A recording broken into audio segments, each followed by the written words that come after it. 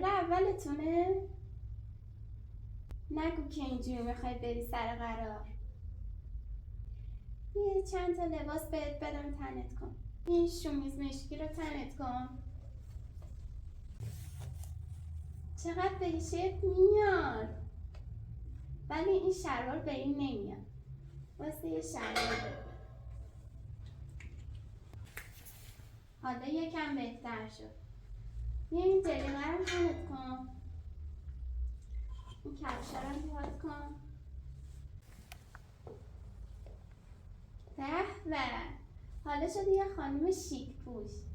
این کیفم بنداز که دیگه استایلت کامل بشه. حالا دیگه آماده ای که بری سر قرار.